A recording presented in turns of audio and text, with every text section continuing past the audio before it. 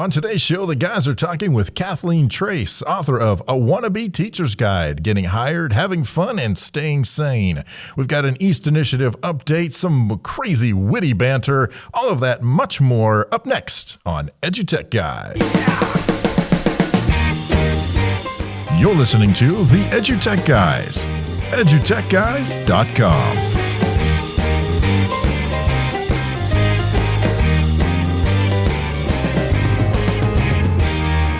Hello and welcome to this episode of EduTechGuys. I'm David Henderson. Hey, I'm Jeff Medlock. Hey, welcome to the show. Yeah. We've been gone a long time. We have been gone a long time. Yeah, we had spring break, illnesses, the flu, dogs and cats living together. That's right. Mass hysteria. Mass hysteria. I mean, but really, we got back from Schaumburg, and then really that's kind of when everything hit. Where it was, like Jeff said, sick and spring break, and it was just I was crazy under the weather, and we know you missed us, so we're sorry about that. I like to tell myself that. Well, you have to. That's what gets me up in the morning.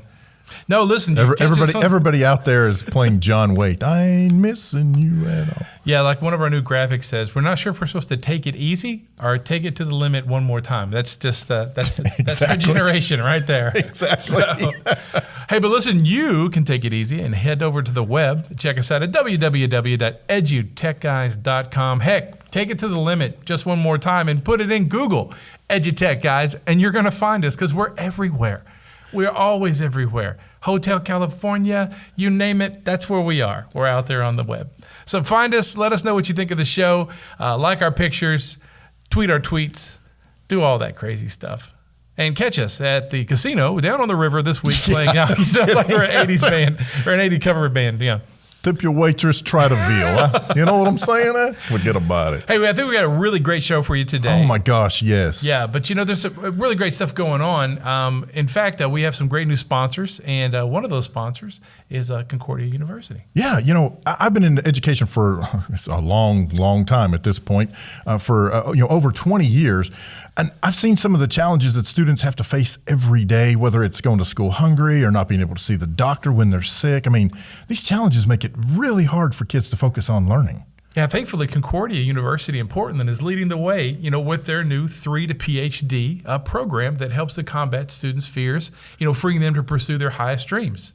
Yeah, so they are revolutionizing education by creating a holistic model. It provides groceries, healthcare, even clothing to students right there on campus, helping them thrive and helping our communities strengthen and grow. Hey, Concordia's College of Education offers online and on-campus programs where students have the opportunity to learn more about compassionate approaches to education and to see how nurturing the whole student can lead to amazing things. Yeah, hey, so if you want to learn more about how you can help students conquer their monsters and achieve their highest dreams, you can visit cu-portland.edu/let's conquer #nurture, educate, grow.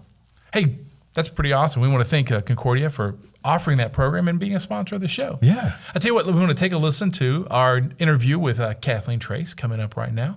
And when we come back, we'll have some East Initiative updates and some more stuff for you right after this.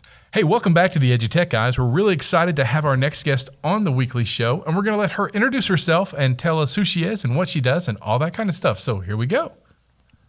Hi, I'm Kathleen Trace, and I have been teaching for 13 years. I'm a department chair in the English department.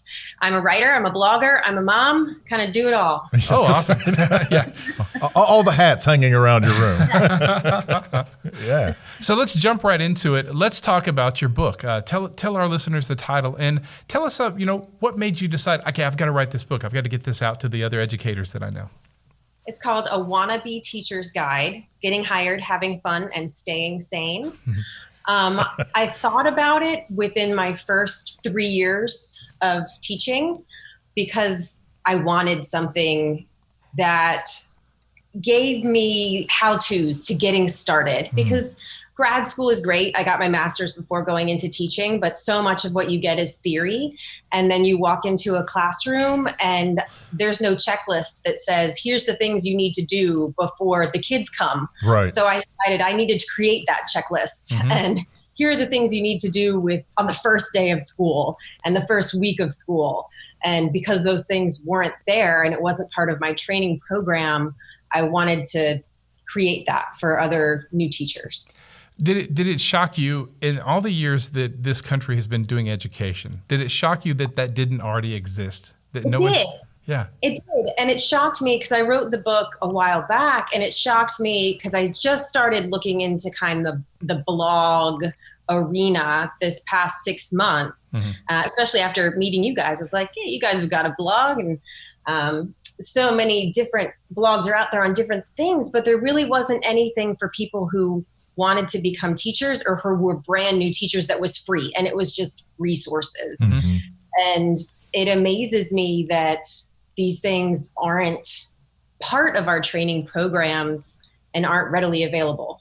Well, and that's what I was going to say. Isn't it, I don't know what the word is, to me, insane, but isn't it, I mean, it really is, isn't it crazy, the disconnect between what you're taught in the class, and maybe this applies to, you know, I don't know, a bunch of professions for all I know, but I'm just thinking, you know, that the disconnect between what you learn in undergrad and grad for education compared to boots on the ground, walking in the door, it's like night and day.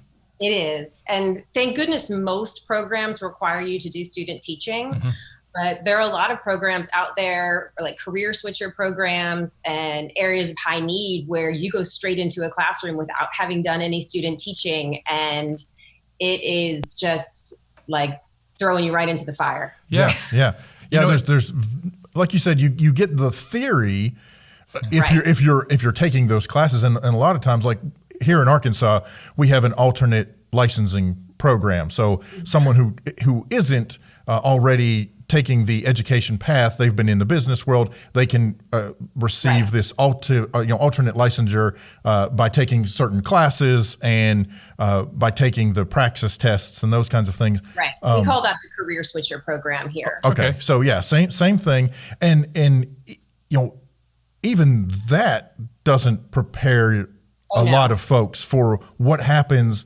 Like you said earlier, the first day, the first week, the first month, what am I supposed to do? Where am I supposed to go? Who am I supposed to talk to? Exactly. And those are the hardest days and months. And that first year is the hardest year. And most of the teachers that we don't retain, we lose within the first 3 years.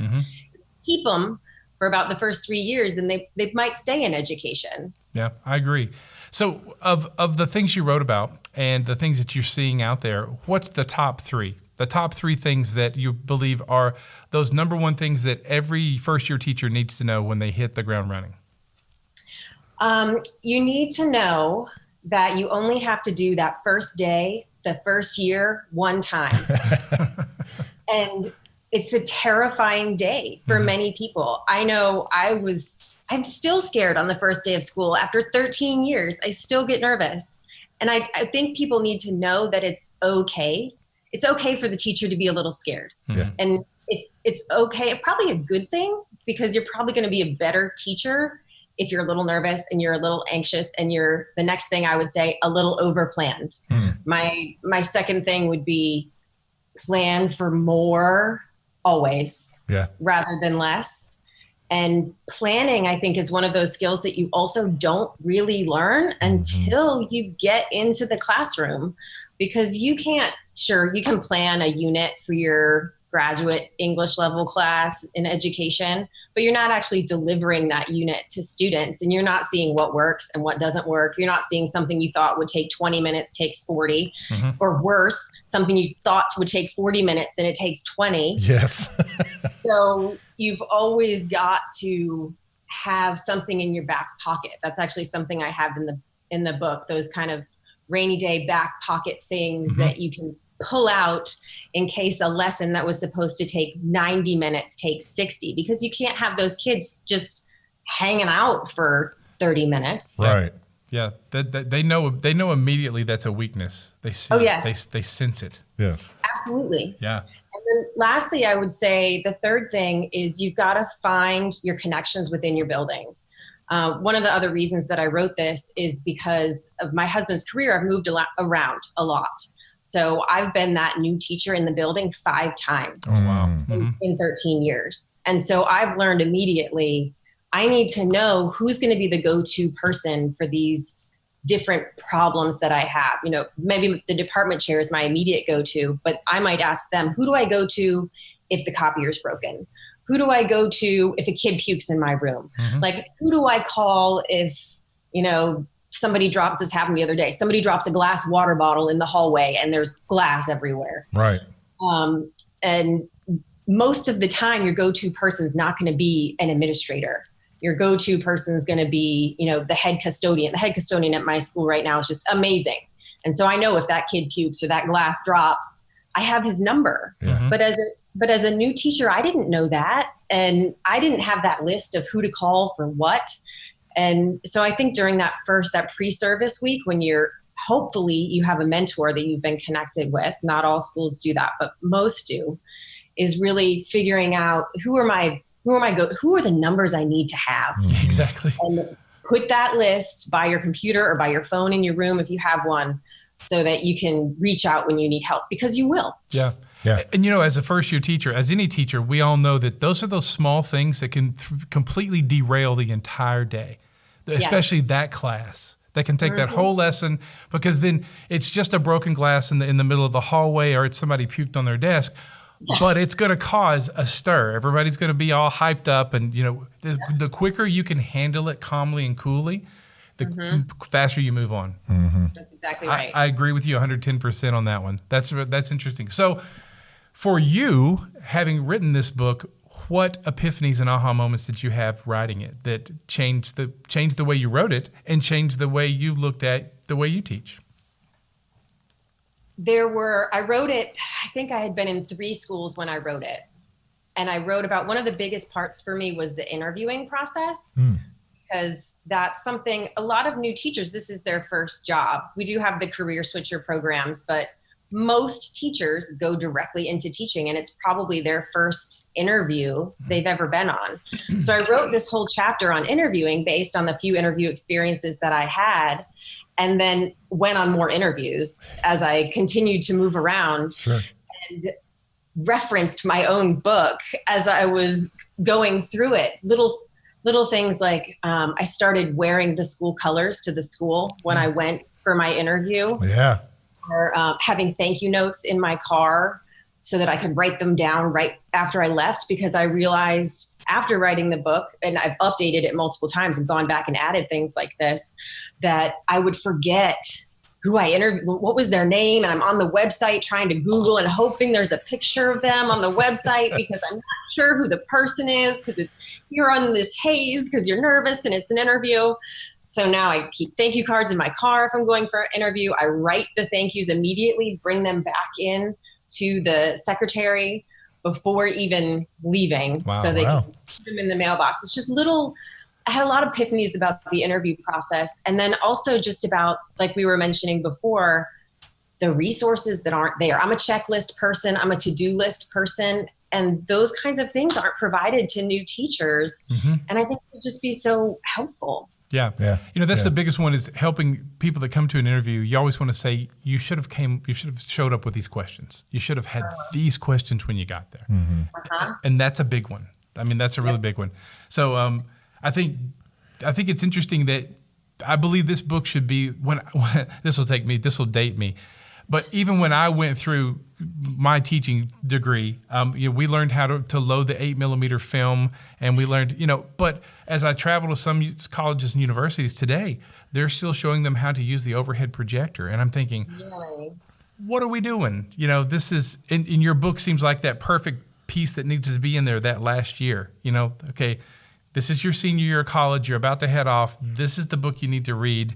Would you agree? Would you think that this is the perfect one? I would hope so. Yeah. And that's why I'm creating the blog, because quite honestly, I understand what it's like to be on a college student ramen noodle budget. And it's a $10 book, but I just want to put it out there. So I'm putting a lot of the stuff, it's free, it's on the blog, so that I can just hopefully share it. And then I've been connecting with different schools, mostly locally, but I'm actually doing, you guys are probably interested in the technology aspect of this. I'm doing a virtual co-op with a student in Pennsylvania. Yeah. So she's at Grove City College in Pennsylvania. I'm in Virginia, and she's creating things like Nearpod and Google Forms and things for her education program that I'm using in my classes. So we're kind of working together. So thank goodness her program, and hopefully some other programs aren't out there, are not teaching the overhead projector. Yeah, right. I haven't seen one of those in, I don't know, 5 years more. Yeah. Right. Yeah.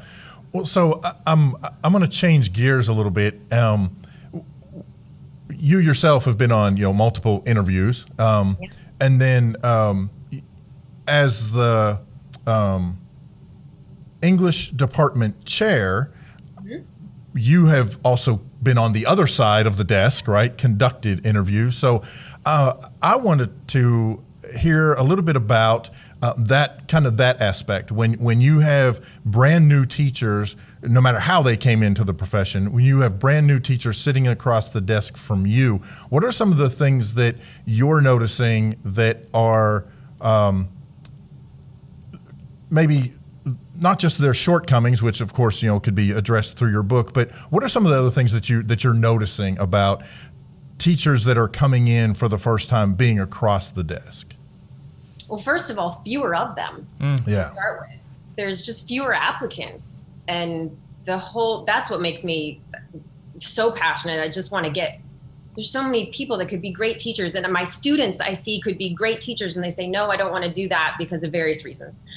But on the other side of that, with the interview aspect, to me, I'm seeing kind of one of two things, and I want to see one more than the other. The one side is I'm teaching because I didn't know what else to do, and you can tell that. Mm-hmm. You can feel it in their kind of persona and their excitement level.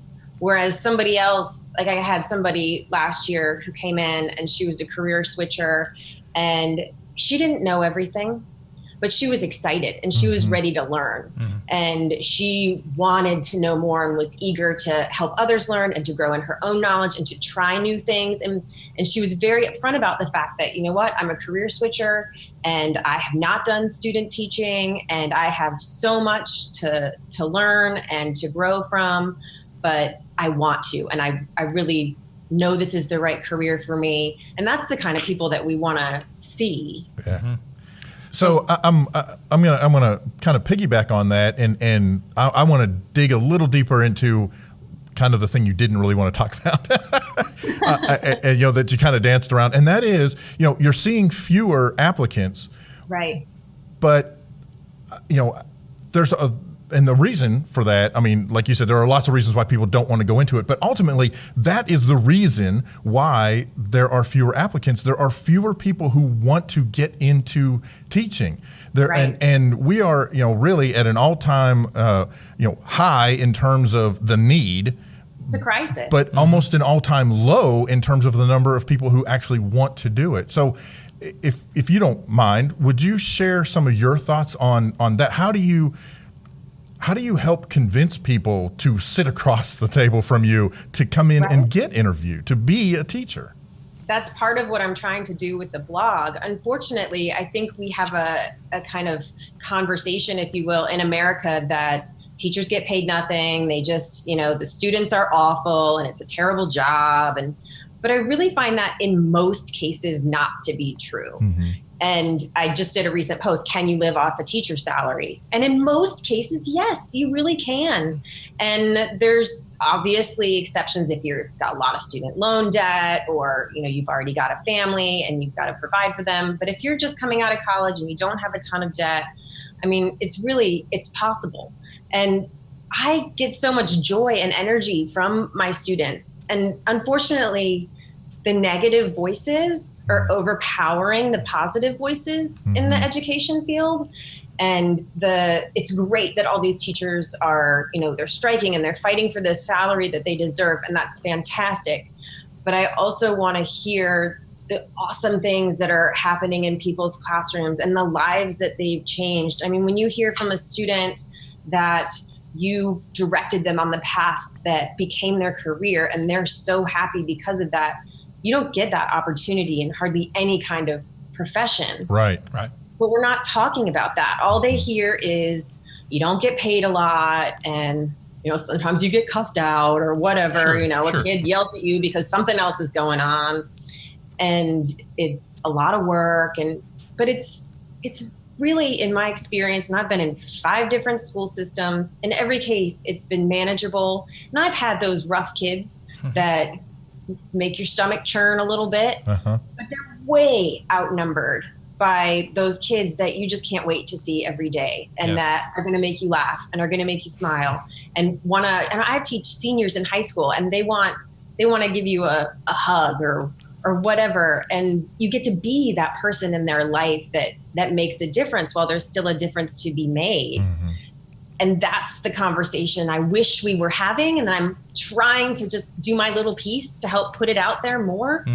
I wish there was more I could do, but I feel like it's cultural, it's systemic, and we've really got to change the conversation. Yeah, it's like the transparency of education doesn't really exist in some places. And I think that the thing we could tell most of these young aspiring teachers is it's a lifestyle, because it is. And it's different than being, and I'm not knocking plumbers or anything like that, but we're constantly reinventing everything in education. You're not, a plumber is not reinventing a toilet. And so, they do a job. Ours is a lifestyle. Ours is literally 24/7. And yes, people say, well, you get off in the summer. Well, you just really don't get it. It never leaves my mind. It never, I'm ingrained in the lives. I've been doing this almost 28 years. So I'm ingrained in the lives of thousands of kids. I was a band director. So thousands of kids, and I think that's, and they're out there. I just don't think they know about that end of it. Just like what you're writing about. This is the stuff you don't know about, and here's the stories you need to hear. Yeah. Right. Here's the amazing stories that you need to hear. And I have students, like I said, that I can just see in them. They'd be amazing teachers, and they're just like, no. I try to show them all the great things about it. It's a battle. Yeah, it is. And I think you're definitely on the right track. You may not necessarily feel like you're changing the grand, big, huge scope of things, but at the same time, the positivity that you're putting out and the story that you are telling and the stories you are sharing are changing the direction in a little way. And if if enough of us tell those stories and share our experiences, and especially if you are a student and you happen to be listening to this, or you were a student at one point and you're listening to this, you reach back out to those folks who were your mentors, who taught you, and that you fondly remember, and let them know, share that story. Not just let them know, heck, just put it on Instagram, put it in a Snapchat, whatever you're going to do, share it out. Because I truly believe that if enough of us tell that story and share our stories, then we will change the direction that ship is going. I believe that too, which is why I'm trying. Yes. Well, so let's get into that. Let's talk about, tell our listeners where they can find the blog and where they can get the book and any other information. If they want to reach out and steal your ideas, I'm sure you'll gladly let them steal them. Yeah, so absolutely. Share all that information with us. So the book's available on Amazon. It's a wannabe teacher's guide, getting hired, having fun, and staying sane. So it pretty much takes you through that, from the thinking about becoming a teacher, reasons to become a teacher, how to, get certified, master's degree, whatever you need, interviews, resumes, and then getting through that first week, first day, first year. If you just Google it on Amazon, it's easy to find. And then the blog is wannabeteacherguide.com or wannabeteacher.com. Okay. So they both should be quite easy to find if you just Google wannabe teacher. Yeah. It's pretty much the only thing out there for wannabe teacher. Hey. right now, as I found. I'm trying to get more people to want to be teachers. Well, that's right. Let's see if we can change that. We'll just have to social media the snot out of it. That's right. That's right. I'm trying. I'm also on Twitter at A Teacher's Guide and Facebook at Wannabe Teacher. Cool. That is fantastic. Well, Kathleen, thank you for coming on the show. And it's been really great to talk to you. Thank you guys so much. It's been so fun. You bet. Student Treasures has been turning students into published authors for more than 20 years. They provide everything you need to turn your class into published authors for free. Yeah, and publishing with Student Treasures is easy. Their free hands-on writing activity motivates your students to write, and it inspires them to learn by turning their writing and illustrations into a one-of-a-kind book. When you turn your students into published authors, you'll automatically receive a free teacher copy of your class's book, along with any copies ordered by parents. Plus, their online bookmaker, Scriptsy, is perfect for technology-based learning and makes it easy for your students to create your class book online. Don't take our word for it. More than 440,000 teachers have turned over 14 million students into published authors with Student Treasures. You won't want to miss the looks on their faces when they see their work come to life in a professionally bound book. Learn more about publishing and turn your class into proud authors at studenttreasures.com/techguys. That's Student Treasures with one T in the middle. studenttreasures.com/techguys.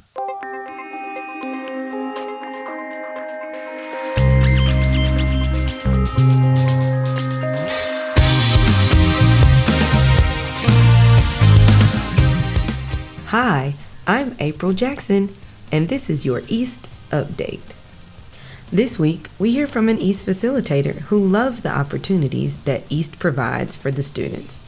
He also tells us about how 2 students used one of their opportunities with 3D printing to help save his life. One of the things that I love about East is it affords you an opportunity to reach out to other people. And when we were in Fayetteville for the last summer seminar that we had, East and James Hopper afforded me an opportunity to meet with Rogelio Contreras. He's at the Walton Business School. And so I took advantage of that from the standpoint of how do I help these girls achieve their end goal. In my mind, this is the Consummate East program. This is the Consummate East project. From beginning to end, from its inception, it's followed its premises of the East model and had East input into it. But now these students have taken ownership of this, and they've created something of their own. And I think that's the basis of what we're dealing with as far as East facilitators and as East programs. These kids have far exceeded my expectations. And when Ella says to help save my life, that's not really an inaccurate statement. So without Maddie noticing the tumor, it may have been weeks or months before I did, because I don't pay attention to my health the way I should. And that's one of the things that we are dealing with this project, is to help people become aware of what they do and what they're experiencing. So I think that this opportunity of this East class has springboarded into something that may have a very large impact in our social sector.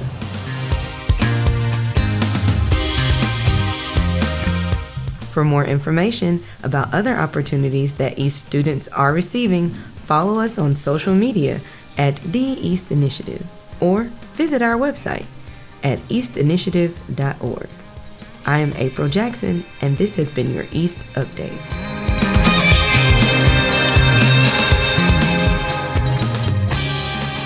Thank you guys so much for the East Initiative update. We appreciate the folks over at East Initiative for handling that for us. And thanks for letting us do the intro and the outro for this one. It's kind of getting fun. Yeah, man. Yeah. Hey. Go ahead. No, you go ahead, mister. No, I was just going to say, I absolutely enjoyed the conversation that we had with Kathleen about what teachers, especially those first-time teachers, the brand new, as a lot of folks like to refer to them, the green teachers, brand new, giving them some of the tools and just some of the things that they need to help them navigate through that crazy first year. You know what I liked too was the fact that we got into puke And, but I mean, if you if you listen to the interview just now, you know what I'm talking about. As a teacher, it's the small things that you never know about. There's, you get a teacher handbook when you get there, but there's not a page on if a kid pukes in your class. Okay, what if a kid pukes on the desk and then on the floor all the way to the room and then down the hall? What do I do? I don't know what to do. Who do I call? Yeah, exactly. How do I handle the kids? And there's a great one too. Well, how do you handle the kids when that happens? It's a shock. And you think about your house and your children. When a kid pukes in your house, it's like, oh gosh, something's wrong, and you're concerned, and you overreact a little bit sometimes. Right. The same thing can happen in the classroom. Oh, yeah. And it's funny, we don't think about those little steps, and we talk about that all the time. Sometimes we need to give you, this is the first thing that's going to happen. This is the second thing that happened. Here's 2A, here's 2B and C. Yes. Here's 2C1 and -4. Well, and it's funny, I don't know how it is in other parts of the country, but, especially here in the South, when something like, I don't know, it starts to snow in the middle of the school day, you can forget whatever you were doing because all the kids are looking outside at this white stuff falling from the sky. They're like, what is that? Very often in their lives in the South. Yeah, that's really true. Yeah. And those things completely take a classroom and a project and a lesson plan off the rails. Yeah. Well, and we had a brief discussion. Time didn't really allow us to get into a super deep discussion, and I think that's one of the things maybe you and I can do on a show, in a future show. Stay tuned for this. But the whole idea of why there is such a shortage of people wanting to come in. We talked about the negativity that kind of negative culture that surrounds the teaching profession, and I don't know. I think we could do a whole show on just sharing different stories, on sharing different ways that we can help promote the positivity of teaching. I mean, what other job ever has that kind of an impact on A, such young lives, but B, so many lives? I mean, like you said, I didn't come in through education. I kind of came in the other direction. I was a tech guy and came into the education world, so I've kind of come in that direction. But you were a band director. Like you said, you've touched thousands of students' lives. I mean, how awesome is that? Yeah, and it's interesting. You're right, and that's going to be a great discussion in the show. It's actually multiple shows, because at least in the past, teachers didn't make very much money either, and that's what seems to be what drives our society today: is how much money do you make? Yeah.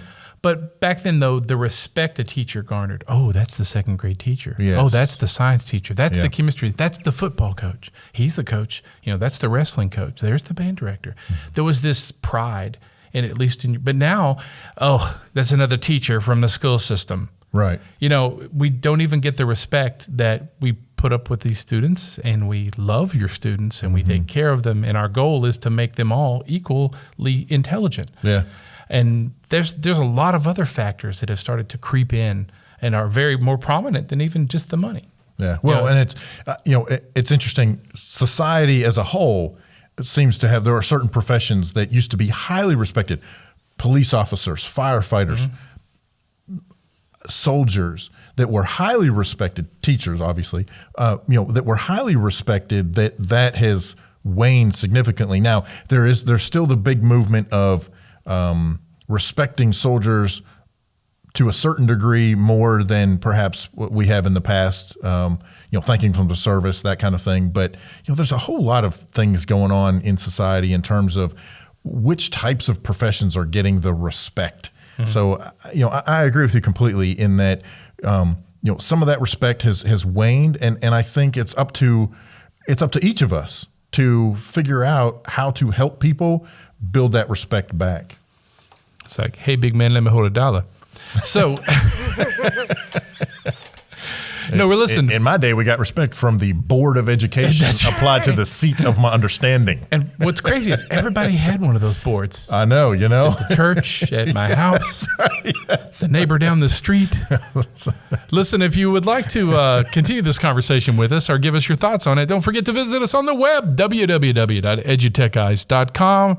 Just go to Google, type it in. You'll find us on all social media. We're out there waiting for you to enlighten us with your ideas and your thoughts. Yeah. Hey, it's been a great show. It has. I'm Jeff Matlock. I'm David Henderson. We'll catch you next time. You've been listening to the EduTech Guys, edutechguys.com.